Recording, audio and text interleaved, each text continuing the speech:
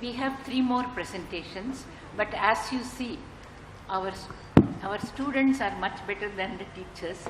They stick to time absolutely. If anything, they finish faster than the time allocated. The next presentation will be done by Kumari.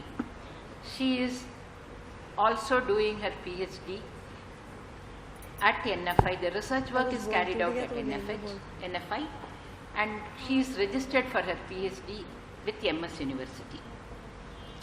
Her PhD topic is another interesting thing: intra-familial differences in nutritional status of low-middle income group.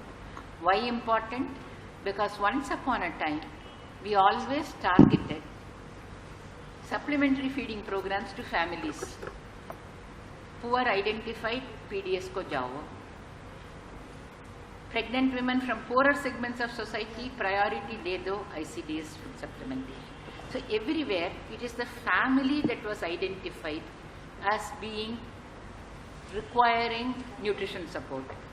But what we are trying to show now is, in the current era, it's no longer enough to identify family, you have to identify the individual, because within the family lies undernutrition, normal nutrition and overnutrition. And if you keep saying, I identified the family, one undernourished and I will feed everybody, one overnourished, so I will make everybody run. Neither is going to be the correct. Individual based identification of nutritional status is critical at this moment of dual nutrition burden. Honey? Thank you so much, ma'am. My topic is intra-family differences in nutrition status in urban low-middle income groups families. In the 70s of the last century, over 70% of families were poor and food insecure. Low dietary intake and widespread untreated infection resulted in over 70% of children and adults being undernourished. Country initiated programs to alleviate poverty, improve food security, address the gap in the dietary intake and requirement in vulnerable segments of population. Over time, there has been substantial improvement in per capita income, reduction in poverty, and improvement in household food security. Midday meal program and integrated child development services, providing food supplements to school age and under 5 children, pregnant and lactating women, cover the entire country and are the largest food supplementation programs in the world. As a result of all these, over the last 4 decades, there had been slow but steady improvement in the household food security and nutritional status of women and children. In the 90s of the last century, data from NNMB shows that even in households where dietary intake of energy was adequate in adult, but energy intake was inadequate about 40% of preschool children. This was attributed to the poor infant and young child feeding practices and care. Recent NNB report suggested that the trend is worsening and currently is nearly 60% of households where energy intake is adequate in adult, intake of preschool children was inadequate. This may be imply that household food insecurity is not the major factor responsible for undernutrition in preschool children. Data from NFHS 3 confirmed the NNMB finding even in households where women were normally nourished or overnourished, there were undernourished preschool children. This suggests that there are persistent intra-family difference in energy requirement, gap between energy intake and requirements leading to difference in nutritional status between preschool children and their mothers. So my objective is to assess the magnitude of intra-family difference in nutritional status and preschool children, mother and other women from urban low-middle income families. My locale of the study is same Anganwadi is Nebsarai, Ladosarai and Andheria Moors in South Delhi. My study design is we conducted census in all 30 Anganwadi, identify family with under 5-year children and their mothers. Enroll families like to stay in the locality and willing to participate in the study. We collect a socio-demographic profile of the household. Enroll all under 5 children in families. Enroll all women under 5 families except pregnant women. Data collection and analysis. We collected data on length by using stature meter and infantometer, weight using digital weighing balance in under 5 children, and height weight in mother and other women in the family. Nutrition status of under 5 were graded using WHO and GRS standards for height, weight and BMI for age. Women were graded as undernourished, normal and overnourished using WHO BMI cutoff. Inter-family difference compare of nutrition status was done in following group, like mother and child, other woman and child, other woman and child to child. This study was approved by Institutional Ethics Committee of NFI. Permission to conduct the study was obtained from Department of Women and Child Development, NCT, Delhi. So, in this table, we showing the compositions of household studies. In this study, the total number of children is 4,105. Mother are 3,326 because many mothers have 2 or 3 children. Other women is 767.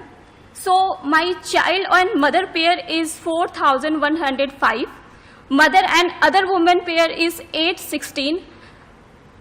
Here we can see other woman is 677, but the combination is 816 because one household have 2 to 3 other women. If other women are 2, so combination is more than 3 and 3.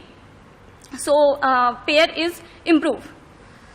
Under nutrition and other women pair is 981 and child pair is 941. Because of many household having 4 children, so we have combination is 6. It's A, B, B, C, C, D, like this. In this slide, we are showing the prevalence of stunting and undernourished rate were high, through lower than the national average. Only 8% of under 5 children were wasted. Prevalence of undernutrition in adult women was very low. Prevalence of overnutrition high even among mothers. Prevalence of undernutrition was very low and prevalence of overnutrition was very high in other women. These graphs shows the combination between mother and children. There was the graded in nutrition status of children as assigned by height, weight and BMI for age in relation to nutrition status of mother as assigned by BMI. Stunting, underweight and wasting rate were high in children of undernourished mother as compared to normally nourished mother. However, even overnourished mother had stunted, underweight and wasted children. These data suggested that maternal undernutrition is not a major determinant of child. Undernutrition is in this urban low middle income group families. When we compare the mother and other women, we found it undernutrition rate in mother and other women was very low, suggested that food insecurity is not a problem in urban low middle income groups. about half of the mothers and 1/3 of other women were normally nourished. Higher prevalence of normal nutrition in mother was perhaps because of physical activities associated with child care and rearing. Overnutrition, over 55.9% of other women is mostly older than the mothers were overnourished. This is because of they were sedentary and had very low physical activity levels. This is comparison of nutrition status of mother and other women in the same household is shown that in this picture, undernutrition rate is the other women were the lower when the mother was overnourished, and it was higher when the mother was overnourished. Even when the mother was undernourished, 40% of the other women in the family were overnourished. Even mother was normally nourished, 48% of the other women were overnourished. If mother was overnourished, nearly 70% of other women were overnourished. Prevalence of stunting in the under 5 children is 38%, underweight is 23.4%, and wasting is 8.2%. Prevalence of undernutrition in other women is very low, and about over 55% of other women were overnourished. In view of this large difference in nutrition status between the under 5 children and other women is family, there were no significant trend in nutrition status of the child in relation to nutrition status of other women in the family. This graph shows child-to-child pair. Prevalence of stunting, underweight rate were higher in elder siblings as compared to the younger ones is shown in this picture. Stunting and undernourished rate were higher in elder sibling, but wasting rate were lower in the elder sibling as compared to the younger sibling.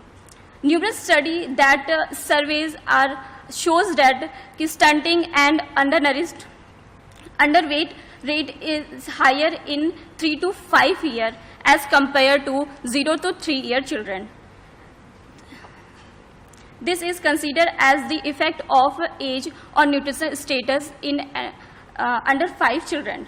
The reduction in wasting rate is due to improvement in nutrition status, but due to increase in stunting rate with age beyond 12 months. Here we compare elder child to younger child. Stunting rate, underweight rate and wasting rate in the younger child were lower when elder child had normal height, weight and BMI for age. If the elder children had stunting, underweight and wasting, the stunting, underweight and wasting rate is younger children was higher. Both siblings share same genetics and environment factor at home, and hence their nutrition status was essentially similar. My conclusion is maternal undernutrition is relatively rare in the urban low middle income families. However, stunting and underweight rate in under 5 children are common. Therefore, there is a large difference in undernutrition rate between mother and their children. Maternal undernutrition is not a major factor responsible for child undernutrition in the urban low middle income families. Low birth weight, poor infant and young child feeding practices and morbidity may be major factor responsible for undernutrition in children. Low physical activity appear to the major factor responsible for high overnutrition rate in women. Overnutrition rate in the younger women is lower because of the physical activity associated with child feeding and rearing. In the dual nutrition burden era, there are large intra-family differences in nutrition status between under 5 children and their mother and other women belonging to the family. It is therefore important to assess the nutritional status of each individual and provide appropriate nutritional counseling. Thank you. Thank you, Hani. As always, you have also stuck to time. Thank you. Any questions?